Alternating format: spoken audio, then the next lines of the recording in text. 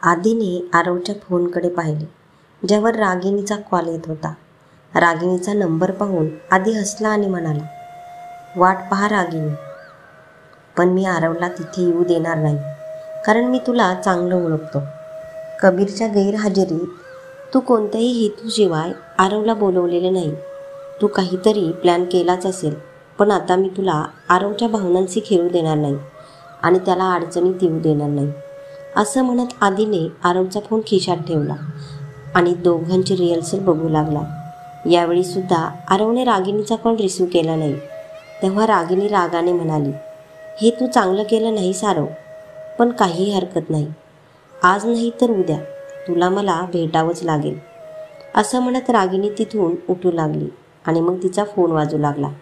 राजदीपचा phone येताच तिने लगेच कॉल रिसीव्ह केला आणि म्हणाली, आरव मला भेटायला आला नाही, पण राजदीप तू टेन्शन घेऊ नकोस. त्याच्या नाटकाची नायिका कोण आहे ते मी त्याच्याकडून नक्कीच माहिती करून घेईन. राजदीप रागावर नियंत्रण ठेवत म्हणाला, रागिणी, आता तू आरवला पुन्हा भेटायला बोलावशील, पण यावेळी हॉटेलमध्ये नाही, तर मी तुला सांगेन तिथे, कारण तुला आरवकडून फोनवर काहीच कळणार नाही. तुला त्याला भेटावंच लागेल आणि तेही आजच, कारण आरवच्या नाटकाची नायिका कोण आहे हे जाणून घेणं माझ्यासाठी खूप महत्त्वाचं आहे. पण तो माझा कॉल उचलत नाही आणि त्याच्याशी न बोलता मी त्याला भेटायचा प्लॅन कसा करू? रागिणीने गाडीकडे जाताना विचारले. राजदीप हसला आणि म्हणाला, जेव्हा तो रिहर्सल करत असतो तेव्हा तो कोणाचाही फोन घेत नाही आणि जर त्याने तुला भेटायला हो म्हटलं आहे तर तो नक्कीच तुला भेटायला येईल. आता त्याला कॉल करू नको, त्याला एक मेसेज टाक. संध्याकाळी 7 वाजता निरीमन पॉईंटवर येऊन भेटायला सांग. ठीक आहे, मी त्याला मेसेज करते. रागिणीने हे बोलताच राजदीपने कॉल कट केला आणि रागाने त्याचा फोन जमिनीवर फेकून दिला. त्याच्या फोनचे तुकडे तुकडे झाले. त्याच्या एका माणसाने घाबरून लगेच त्याच्या फोनचे तुकडे उचलायला सुरुवात केली. राजदीप रागाने म्हणाला, तू यायला हवे होते आरव, तू यायला हवे होते. आज तुझ्यामुळे मी बनवलेला माझा खेळ खराब झाला आहे, पण काही हरकत नाही. माझ्या प्लॅनला मी आजच अंमलात आणणार आहे, कारण तुझ्यात आणि अर्जुन शेखावत यांच्या मनात एकमेकांबद्दल द्वेष वाढवण्याची यापेक्षा चांगली संधी मला मिळणार नाही. इकडे आरव आणि पायल रिहर्सल करत होते. आरव राज बनून पुन्हा नैनाच्या चेहऱ्याला स्पर्श करत म्हणाला, नैना, तू माझ्या जगण्याचे कारण बनले आहेस. मी श्वासाशिवाय जगू शकतो, पण तुझ्याशिवाय नाही नैना. त्यामुळे माझ्याशी भांड, माझ्यावर ओरड, पण मला सोडून जाऊ नकोस, नाहीतर माझा श्वास थांबेल. नैनाने लगेच तिचा तळ हात राजच्या तोंडावर ठेवला. राज तिच्या डोळ्यात पाहू लागला. नैनाने ओठांवरून तिचा तळ हात काढला आणि त्याच्या चेहऱ्याला स्पर्श करत म्हणाली, राज, मी पण तुझ्याशिवाय राहू शकत नाही. तुझ्याशिवाय जगणे क्षणभरही नाही. माझ्यासाठी जगणे जसे पाण्याशिवाय मासा असे होईल. म्हणून मी कुठेही जात नाही. मी इथेच आहे तुझ्याबरोबर, समजलं? राज हलकेच हसला. नैनाने त्याला मिठी मारली. राजनेही तिला मिठीत घेतले. नैना रडत म्हणाली, राज, तुझा राग गेल्या काही तासांपासून मला तिळतिळ मारत होता राज. मला असे वाटत होते, मी श्वास तर घेत आहे, पण जिवंत नाही आहे. एवढं प्रेम करते माझ्यावर, तर मला सोडून का जात आहेस? नैनाला आणखी घट्ट पकडत राजने विचारले. नैनाने चेहरा केला आणि रडत म्हणाली, तू पण माझ्यावर प्रेम करतोस ना राज? मग तू माझ्यावर विश्वास का ठेवला नाही? फक्त ऋषीला माझ्यासोबत पाहून तू विचार न करता असा तमाशा केला. तू माझ्याशी एकदा बोलला असतास राज, मी तुला सांगितले असते की माझ्या हृदयाच्या प्रत्येक ठोक्यात तू राहतोस. माझ्या प्रत्येक श्वासात फक्त तुझेच नाव आहे राज. राजच्या चेहऱ्यावरचे हसू अजूनच वाढले. मग नैनाने पुन्हा राजच्या चेहऱ्याला हात लावला आणि म्हणाली, राज, तुझ्या आयुष्यात आलेल्या मुलीबद्दल मला माहीत नाही, पण मी त्या मुलींपैकी एक आहे. जर कुणी तिला एकदा स्पर्श केला तर ती तिचे सर्व जन्म त्याच्या नावावर करते आणि तिच्यावर कधीही कोणाची सावली पडू देत नाही. आज तुला स्पर्श करून मी तुला वचन देते राज, की नैनाच्या आयुष्यात राजशिवाय कोणी नव्हता, ना कुणी आहे आणि कधी कोणी येणार नाही. माझ्या आयुष्यात ऋषीचे काही अस्तित्व नाही राज. मी त्याचा तिरस्कार करते. मी त्याचा तुझ्यापेक्षाही जास्त तिरस्कार करते. म्हणून हे तुझ्या हृदयातून आणि मनातून काढून टाक राज. की त्या ऋषीसाठी मी तुझ्यापासून दूर जाईल. तू खरं बोलतेस ना नैना? तू मला सोडून तर जाणार नाहीस ना? राजने विचारल्यावर नैना हसत म्हणाली, राज, मी तुला कधीच सोडणार नाही. म्हणजे तुला माफ केलेच पाहिल? राज बनलेल्या आरवने विचारले. पायल त्याच्याकडे टक लावून पाहू लागली, कारण आरवने तिला पायल म्हटले होते. पायल मनातल्या मनात हसू लागली. ती आरवसारखीच त्याच्या जवळ आली. तिने आरवच्या चेहऱ्याला खूप प्रेमाने स्पर्श केला आणि म्हणाली, आधी मला सांगा, माझी माफी तुमच्यासाठी इतकी महत्त्वाची का आहे? मी रागवल्याने तुम्हाला इतका फरक का पडतोय? हो, तर माझी चाल माझ्यावरच चालवत आहेस, असं आरवने मनातल्या मनात म्हटलं आणि पायलच्या डोळ्यात पाहत त्याने आपले दोन्ही हात तिच्या कमरेवर ठेवले आणि तिला जवळ घेऊन म्हणाला, आधी तू तुझ्या तोंडाने सांगशील की तू मला माफ केले आहेस आणि मग मी तुझ्या प्रश्नाचे उत्तर देईन. नाही, आधी तुम्ही माझ्या प्रश्नाचे उत्तर द्याल, पायल म्हणाली. सगळे पुन्हा तोंड उघडून त्यांच्याकडे पाहू लागले. ऋषी हे सगळं बघून मनात म्हणाला, ओह, तर या दोघांमध्ये प्रेम नावाची खिचडी शिजत आहे. कमाल आहे पायल. जे काम मोठ्या मोठ्या सुंदर अभिनेत्री देखील करू शकल्या नाहीत, तू ते केलंस. आरव राठोडसारख्या दगडी हृदयाच्या माणसाच्या मनात तू प्रेमाची फुले फुलवलीस. पण स्वीट हार्ट, तू ना या खिचडीचा आनंद घेऊ शकणार, ना या फुलांचा सुगंध तुला अनुभवता येणार. थप्पड मारली होती ना तू पायल मला. आता मी तुझ्यावर हात न उचलता तुला अशी थप्पड मारीन की त्याचे दुःख आयुष्यभर तुझ्या मनात राहील. तर तू तयार हो पायल, कारण ताशच्या पत्त्यांचा बनवलेलं तुझ्या प्रेमाचं हे सुंदर घर मी एका फूकमध्ये हवेत उडवून देईन. पण आता नाही, हे प्रेम अजून वाढू दे. ज्या दिवशी तुझे प्रेम तुझ्यावर हावी होईल पायल, त्या दिवशी तुला तोडायला खूप मजा येईल, खूप मजा येईल पायल. एवढे बोलून ऋषी आरव आणि पायलला रिहर्सल करताना पाहू लागला.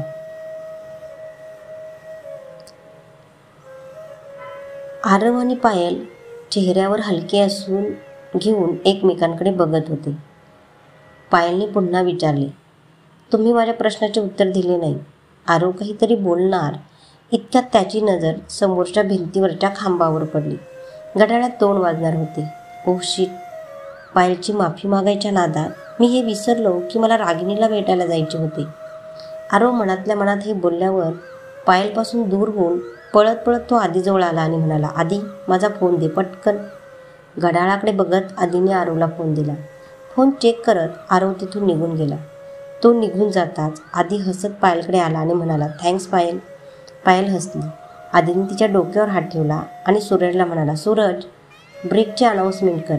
Yes sir. सूरजने एवढं बोलून माईक उचलला आणि लंच ब्रेकची सुट्टी केली. सर्वजण एक एक करून लंचसाठी जाऊ लागले. आधीने पुन्हा पायलकडे पाहिला आणि म्हणाला, पायल, तू पण जेवण कर, कारण लंचनंतर आपल्याला अजून 2 सीनची रिहर्सल करायची आहे. मी आधी आजीला बघते, माहीत नाही त्यांनी औषध घेतले की नाही. असे बोलून पायल तिथून निघून गेली. इकडे आरवने आपल्या खोलीकडे जाताना रागिणीचा मेसेज वाचला. त्याला स्वतःचाच खूप राग आला. रागाच्या भरात त्याने टेबलावर हात इतका जोरात मारला की टेबलावर ठेवलेल्या वस्तू जमिनीवर पडल्या. तू कसा विसरलास आरव की तुला रागिणीला भेटायला जायचं होतं? कसा? आरव स्वतःशीच रागाने बोलला. त्याने लगेच रागिणीला फोन केला. रागिणी सेटवर रिहर्सलमध्ये व्यस्त असल्याने तिला आरवचा कॉल घेता आला नाही. आरवने पुन्हा रागिणीचा मेसेज वाचला आणि म्हणाला, शांत हो आरव, शांत हो. रागाने नाही, डोक्याचा वापर कर. रागिणीने तुझ्यासाठी एक संदेश सोडला आहे आणि तू रागिणीला चांगलाच ओळखत आहे. कबीर तुरुंगात आहे आणि सध्या अर्जुन शेखावतच्या घरी इन्कम टॅक्सवाले तळ ठोकून आहेत आणि त्यानंतरही रागिणीला मला भेटायचे आहे. म्हणजे तिने तुझ्यासाठी सापळा रचला आहे आणि तुला तिथे बोलवण्यामागे तिचा मोठा हेतू आहे. आणि तो हेतू काय आहे हे जाणून घेण्यासाठी तुला तिला भेटायला जावे लागेल आणि तिनेच घातलेल्या सापळ्यात अशा प्रकारे अडकावे लागेल की ती त्या सापळ्यातून आयुष्यभर बाहेर पडू शकणार नाही. तुला जाऊन भेटावे लागेल. तू कुठेही जाणार नाहीस आरव. आधी तिथे येऊन बोलला. आरवने लगेच त्याच्याकडे पाहिले. आधी आत येऊन म्हणाला, हो आरव, तू त्या रागिणीला भेटायला जाणार नाहीस, कारण रागिणीचा हेतू कधीच चांगला नसतो आणि माझी मन मला सांगते की रागिणीचा उद्देश फक्त तुझ्या नाटकाची नायिका कोण आहे हे जाणून घेणे नाही, तर मला वाटते की ती तुला तिथे काही वेगळ्याच हेतूने बोलवत आहे. कदाचित असे असू शकते की अर्जुन शेखावतच्या सांगण्यावरून तिने तुला बोलावले असेल आणि ते लोक तुला काही नुकसान पोहोचवतील. आरवने काहीच उत्तर दिले नाही आणि तो लॅपटॉप ठेवून तिथेच सोफ्यावर बसला. आधी त्याच्याजवळ बसला आणि म्हणाला, आरव, तूच विचार कर. कबीर तुरुंगात आहे आणि अर्जुन शेखावतच्या घरी इन्कम टॅक्स ऑफिसर बसले आहेत. तर मग ही रागिनी तिच्याच घराबाहेर का आहे? तिला तर कुटुंबासोबत असले पाहिजे ना. मग ती शूटवर काय करत आहे? काल रात्री रागिनीचे नाईट शूट माझ्या सांगण्यावरून ठेवले होते. आरव त्याच्या लॅपटॉपकडे बघत म्हणाला. आरव एवढं बोलल्यावर आधी त्याच्याकडे आश्चर्याने पाहू लागला. त्याने आरवकडे पाहिलं आणि म्हणाला, तू तिचा नाईट शूट ठेवला होतास, पण का? कारण काल रात्री अर्जुन शेखावतच्या घरी रेड पडली होती. त्यावेळी रागिनी घरी असती तर आज ती मला भेटायला आली नसती आणि तिने मला भेटायला यावं असं मला वाटतं. आरव आधीकडे बघत म्हणाला. आधी अजूनही त्याच्याकडे डोळे विस्फारून पाहत होता, पण तो त्याला आणखी काही प्रश्न विचारण्याआधीच त्याच्या लॅपटॉपवर काही पेपर्स बघत असताना आरव म्हणाला, मला असे पाहण्याची गरज नाही आधी. अर्जुन शेखावतची इमेज खराब करण्याची ही खूप चांगली संधी मला मिळाली आहे, कारण रागिनीने स्वतः मला भेटायला बोलवले आहे आणि मी ही संधी सोडायची नाही. म्हणजे त्या शेखावतच्या घरावर जी रेड पडली आहे त्यामागे तुझा हात आहे? आधीने विचारले. आरव पुन्हा त्याच्याकडे बघत म्हणाला, नाही, माझा या सगळ्यात हात नाही. आरवने हे बोलताच आधीने सुटकेचा निश्वास सोडला.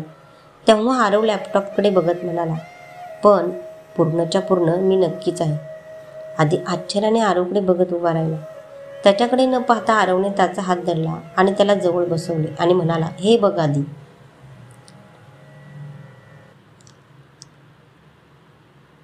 आधीने आरवच्या लॅपटॉपकडे पाहिले आणि समोर अर्जुन शेखावतच्या मालमत्तेची कागदपत्रे पाहून आधीचे डोळे उघडेच्या उघडेच राहिले.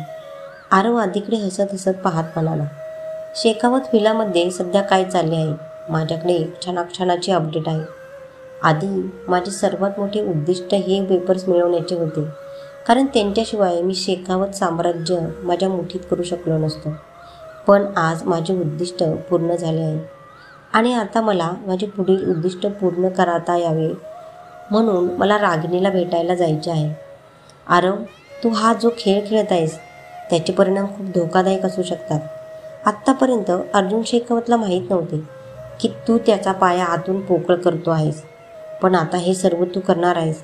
त्यानंतर त्याला कळेल तू त्याचा सर्वात मोठा शत्रू आहेस आणि त्यानंतर काय होईल हा सगळा विचार करूनच मला खूप भीती वाटते आहे. आधी काळजीने म्हणाला. आरवने लॅपटॉप टेबलावर ठेवला आणि उभा राहिला. तो काही पावले टाकत म्हणाला, पण मी घाबरत नाही आधी, कारण माझ्याकडे गमावण्यासारखे काही नाही.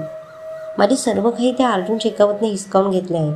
माझं घर, माझं कुटुंब, माझं बालपण, माझं प्रेम, सगळं काही हिरावून घेतलं. आता त्याची पाळी आहे. मी त्याला बर्बाद करीन, त्याचा नाश करीन. आधी आला आणि आरवच्या खांद्यावर हात ठेवत म्हणाला, आरव, प्रत्येक निर्णयात, प्रत्येक लढ्यात मी तुझ्यासोबत आहे, पण मी तुला असे काही करून देणार नाही ज्यामुळे तुझे आयुष्य धोक्यात येईल. म्हणूनच मी तुझ्यासमोर हात जोडतो. आरव, तुला जे करायचे ते कर, पण त्या रागिनीला भेटू नकोस, कारण माझे मन म्हणते की तू आज रागिनीला भेटायला गेलास तर मग नक्कीच काहीतरी चुकीचे होईल. आधीला हात जोडलेले बघून आरव लगेच त्याचा तळहात धरून खाली केला आणि रागाने म्हणाला, आधी प्लीज, हा फिल्मी ड्रामा माझ्यासोबत करू नकोस ना. मी तो 13 वर्षांचा आरव आहे ज्याचे त्या अर्जुन शेखावतने सर्व काही हिरावून घेतले होते आणि तो काही करू शकला नव्हता. आणि नाही, मी 3 वर्षांपूर्वीचा आरव आहे ज्याचा रागिनीने यशस्वी होण्यासाठी एक पायरी म्हणून वापर केला होता. आता मी तो आरव राठोड आहे जो त्याच्या आजूबाजूला होणाऱ्या प्रत्येक हालचालींवर बंद डोळ्यांनी लक्ष ठेवायला शिकला आहे. त्यामुळे मला दुखवणं इतकं सोपं नाही आधी. आरवच्या बोलण्याने आधीच्या त्रासात आणखी वाढ झाली. आधी काही क्षण तिथेच उभा राहिला आणि मग मनात म्हणाला, आधी, याला समजावून काही उपयोग नाही. तू कितीही प्रयत्न केले तरी तू याला थांबवू शकणार नाही. आधी आरवजवळ आला आणि आरवच्या खांद्यावर हात ठेवत म्हणाला, ठीक आहे, तू जर रागिनीला भेटायचं ठरवलंच असेल तर मी पण तुझ्यासोबत येईन.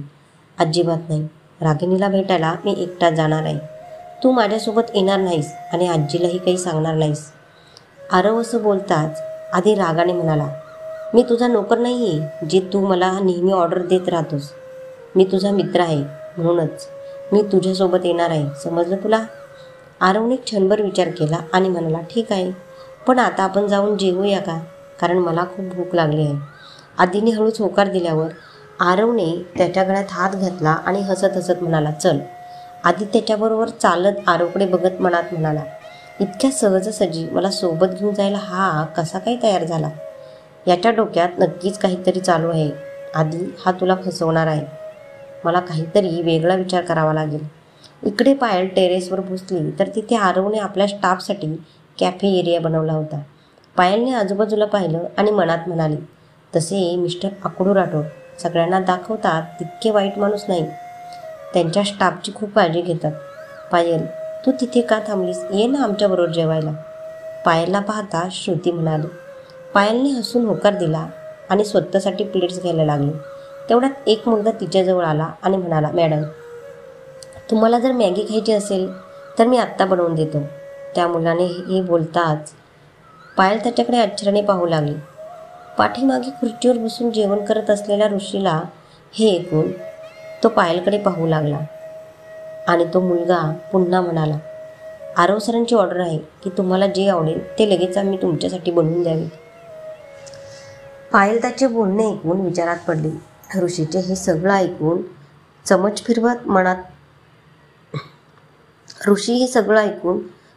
फिरवत मनात म्हणाला, म्हणजे मी बरोबर आहे. आरव सर आणि पायल यांच्यात काहीतरी चालू आहे. मॅडम, तुम्हाला काय खायला आवडेल? मॅगी, पाणीपुरी, चाट, कचोरी, समोसे, जिलेबी आणि अजून बरंच काही आहे. मी काय आणू? मुलाने पुन्हा विचारले. तेव्हा पायल थोडं नाराज होऊन म्हणाली, एक मॅगीची प्लेट आणा. हो, पण तुम्हाला मॅगीबरोबर कोणते लोणचे आवडेल? कच्च्या कैरीचे की मिरचीचे की लिंबाचे? त्या मुलाचा प्रश्न ऐकून पायलचे डोळे मोठे झाले, पण ऋषी हसायला लागला. पायलने रागाने त्याला मुलाला विचारले, इथे खरंच इतकं काही आहे का की तुमच्या आरव सरांचा मला हवा खाऊ घालायचा हेतू आहे? नाही नाही मॅडम, सर्व काही आहे, तिकडे बघा, तो मुलगा इशारा करत म्हणाला. पायलने त्या मुलाने इशारा केला त्या दिशेने बघितले आणि तिला कुणीतरी लोणचेचे दुकान उघडल्यासारखे वाटले. पायलचे हे सर्व पाहून तोंड उघडेच्या उघडे राहिले.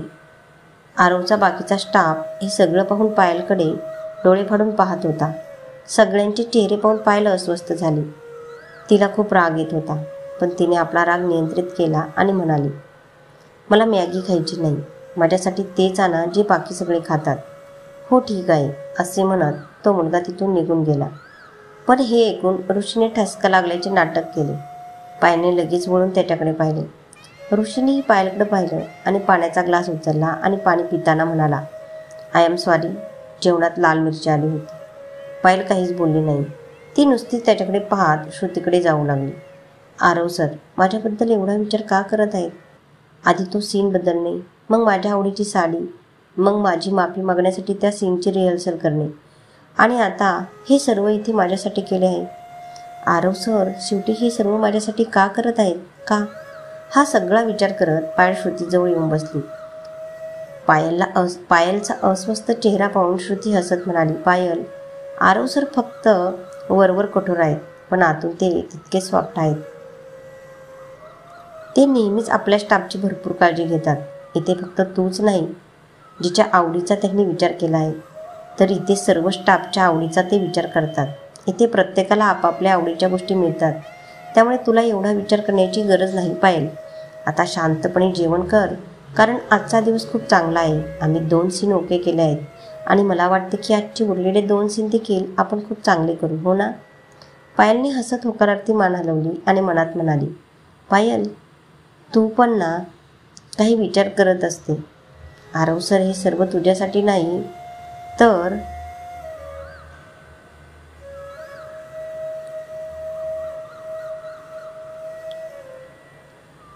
त्यांच्या स्टाफसाठी करत आहेत. गेल्या काही दिवसांपासून ते तुझ्यासाठी जे काही करत आहे ते फक्त त्यांच्या नाटकामुळे करत आहेत. तू विनाकारण काळजी करत आहे. तेव्हा श्रुती म्हणाली, तसे पायल, तुला एक सांगू का? पायलने होकारार्थी मान हलवली. तेव्हा श्रुती हसत म्हणाली, तुला माहीत आहे पायल, जेव्हा आरव सरांनी तुला रिप्लेस केले होते मला खूप वाईट वाटलं, कारण मधूला नैना व्हायला नक्कीच प्रॉब्लेम होत होता. पण ती नैना बनण्यासाठी सर्वतोपरी प्रयत्न करत होती आणि जर आरव सरांनी तिला अजून काही दिवस दिले असते तर ती नैना बनली पण असती.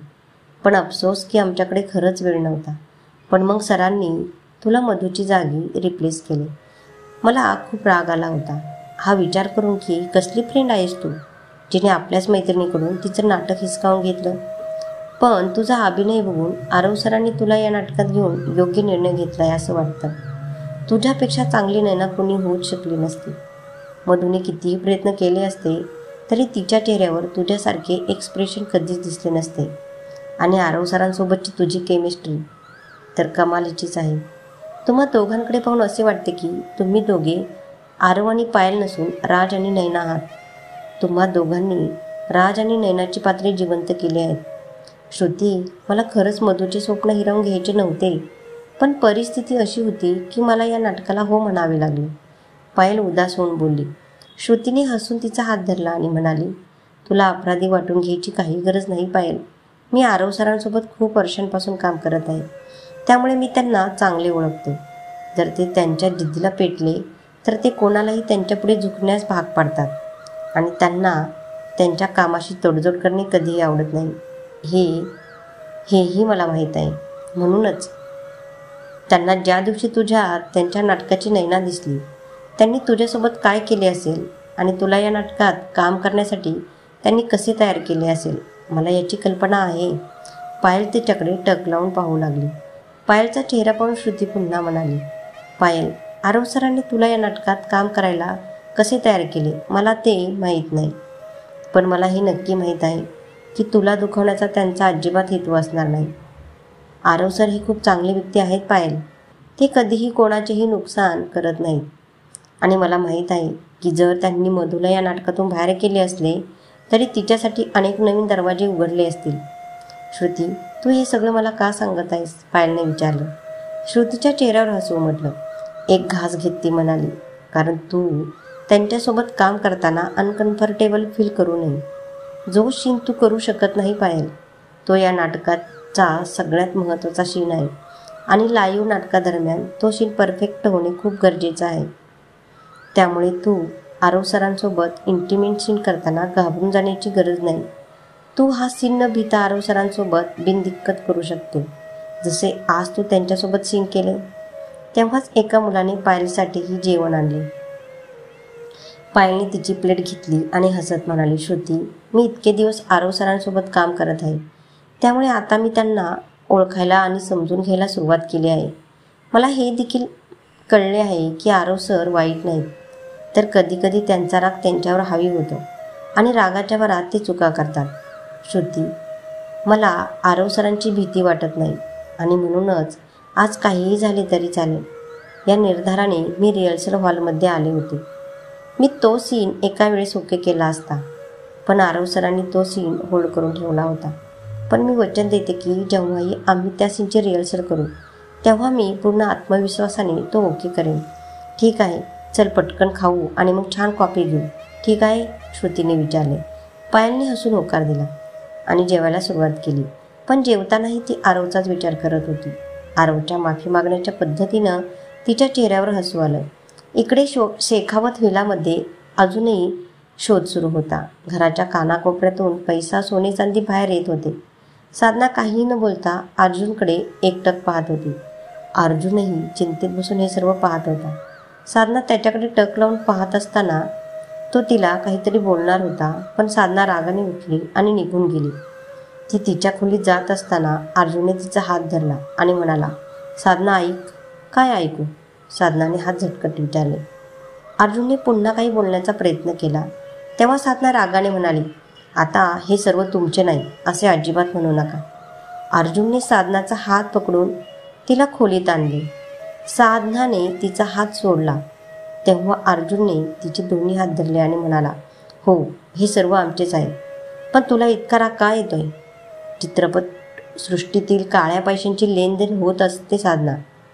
प्रत्येकजण कर टाळण्यासाठी असे व्यवहार करत असतो. कोणताही गुन्हा केलेला नाही मी. हे लोक इथून गेल्यावर मी सर्व काही सॉर्ट आऊट करेल आणि कबीर देखील उद्या परत येईल, आय प्रॉमिस. मला माहीत आहे की हे लोक निघून गेल्यावर तुम्ही करोडो रुपये फेकाल आणि सर्व काही पूर्वीसारखे होईल आणि नोटांनी भरलेल्या पिशव्या पुन्हा या घरात येऊ लागतील. कबीर देखील उद्या घरी परत येईल, पण येणार नाही. ती आहे माझी मुलगी. हो ना? साधना असं म्हणताच अर्जुन रागाने म्हणाला, गप्प बस साधना, खूप झालं. तू हे का विसरते? ती माझी पण मुलगी आहे. तुझ्यासारखाच मी रोज तिच्या आठवणीत मरत आहे. तिच्या काळजीने मला झोप येत नाही. गेली 22 वर्ष मी तिला शोधत आहे आणि माझी मुलगी सापडेपर्यंत मी तिला शोधत राहीन. पण तुला हे समजावून सांगून काही उपयोग नाही. असे बोलून अर्जुन साधनाला सोडून तिथून निघून गेला. साधनाने तिथल्या टेबलावर ठेवलेला आपल्या मुलीचा फोटो पाहिला आणि बेडवर बसून रडू लागली.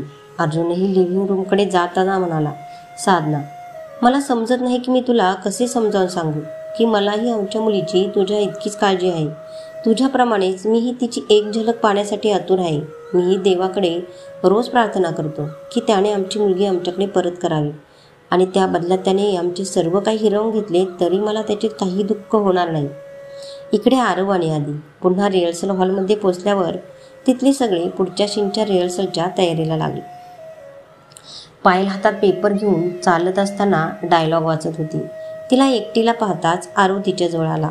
येताच त्याने पायलच्या हातातून पेपर घेतले आणि म्हणाले, तुला पुढच्या सीनचे डायलॉग लक्षात ठेवायची गरज नाही, कारण आपण त्याच सीनची पुन्हा रिहर्सल करणार आहोत जे जेवणापूर्वी होत होते. पायल त्याच्याकडे विस्फारलेल्या डोळ्यांनी आश्चर्याने पाहू लागली. हसत हसत आरव तिच्याजवळ आला आणि हळूच म्हणाला, जोपर्यंत तू मला माफ केले आहे असे तुझ्या तोंडून सांगणार नाही तोपर्यंत या सीनची रिहर्सल चालू राहील आणि मी तुला पुन्हा पुन्हा नयनाऐवजी पायल बोलायची चूक जाणीवपूर्वक करत राहीन. पायलने त्याच्याकडे तिरकस नजरेने पाहिलं आणि मग नजर खाली करून म्हणाली, जोपर्यंत तुम्ही माझ्या प्रश्नाचं उत्तर देत नाही तोपर्यंत मी काही बोलणार नाही.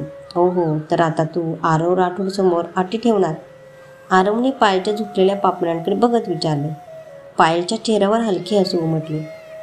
ती पुन्हा म्हणाली, ही अट नाही, फक्त एक छोटासा प्रश्न ज्याचे उत्तर तुम्ही अगदी सहज देऊ शकता.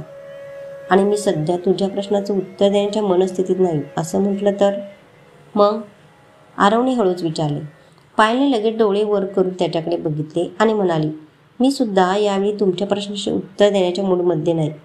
आरव मंद हसत पायलकडे बघत होता आणि पायल त्याच्याकडे, आणि आरवचा सगळा स्टाफ डोळे विस्फारून त्या दोघांकडे बघत होता. तेवढ्यात अचानक पायलची नजर त्यांच्यावर पडली आणि तिने लाजून आरवला तिच्यापासून दूर ढकलले. आरवला तिची ही कृती आवडली नाही. तो तिला रागात काहीतरी बोलणार होता तेव्हा पायल म्हणाली, सर, आज तुम्ही पुन्हा मला नयनाऐवजी पायल म्हणून हाक मारली आहे आणि हा तुमचाच नियम होता. जर कोणी असे केले तर त्याला शिक्षा होईल असा तुमचा नियम होता. हा नियम तुम्हाला पण लागू होतो ना? तुम्हालाही शिक्षा झाली पाहिजे, हो ना? तुझं एकदम बरोबर आहे पायल. एवढं बोलून आधी त्यांच्याकडे आला. त्याने आरवकडे बघितलं आणि म्हणाला, नियम तर सगळ्यांसाठी सारखेच आहेत पायल. जर आरवने चूक केली असेल तर त्याला नक्कीच शिक्षाही होईल. बरोबर आरव? आरव त्याच्याकडे टक लावून पाहू लागला. आरवला असे टक लावून बघत असताना पाहून आधी त्याच्याजवळ आला आणि त्याच्या खांद्यावर कोपर ठेवत म्हणाला, तर मिस्टर आरव राठोड, आज तुम्ही स्वतःच बनवलेले नियम तोडण्याची चूक केली आहे. मग मला सांगा, तुम्हाला काय शिक्षा द्यावी? आरवने काहीच उत्तर दिले नाही आणि पायलकडे बघू लागला. त्याचा चेहरा पाहून पायल मंद हसू लागली. मग सूरजही म्हणाला, सर, आपली शिक्षा स्वतःच कशी ठरवू शकतात आधी सर? ते तर तुम्हाला डिसाईड करावं लागेल, कारण तुमचेही या नाटकात ते स्थान आहे जे आरव सरांचे आहे. करेक्ट. आता आरवला मी शिक्षा देईल, पण एवढ्या मोठ्या व्यक्तिमत्वाला काय शिक्षा द्यायची? असे बोलून आधी विचारात पडला. आरव काही बोलणारच होता तोच पायल हळूच म्हणाली, सर, तुम्हाला शिक्षा तर भोगावीच लागेल, नाहीतर तुमच्या स्टाफवर तुमचे चुकीचे इम्प्रेशन पडेल, हो ना? आरव पुन्हा तिला पाहू लागला, पण पायल हसली आणि मनात म्हणाली, अब आया ऊब पहाड के नीचे, आता येईल खरी मजा. सर्वजण मोठ्या कुतूहलाने आधीकडे बघत होते. मग आधीने आरवकडे पाहिले आणि आरव त्याच्याजवळ आला आणि म्हणाला, आधी, संधीचा फायदा घेण्याचा विचारही करू नकोस, नाहीतर तुला खूप पश्चाताप होईल. आधी त्याच्याकडे बघून हसला आणि मग मोठ्या आवाजात म्हणाला, मी आरवला बऱ्याच दिवसांपासून तडक भडक गाण्यावर नाचताना पाहिलं नाही, तर मग का नाही आरवला आज डान्स करायला लावावे? आधीने हे सांगताच सगळ्यांनी जोराजोरात टाळ्या वाजवायला सुरुवात केली. हे ऐकून पायललाही खूप आनंद झाला. पण आरवची नजर तिच्यावर पडताच ती वळून उभी राहिली आणि हसायला लागली. तेव्हा आरवने रागाने तिची मनगट पकडून तिला जवळ घेतले. हे पाहून सर्वांचे हसू अचानक थांबले आणि सगळे थोडे घाबरले. तेव्हा आरव जोरात म्हणाला, मला माझी शिक्षा मान्य आहे, पण आरवच्या तोंडून पण हा शब्द ऐकून पायल डोळे न मिचकवता त्याच्याकडे पाहू लागली. आरव पायलकडे बघत म्हणाला, आज माझ्याकडून जी चूक झाली आहे ती पायलमुळे झाली आहे. मग मला एकट्याला का शिक्षा व्हावी? पायलला ही शिक्षा झाली पाहिजे ना. कथा आवडल्यास लाईक, शेअर आणि सबस्क्राईब करा. धन्यवाद.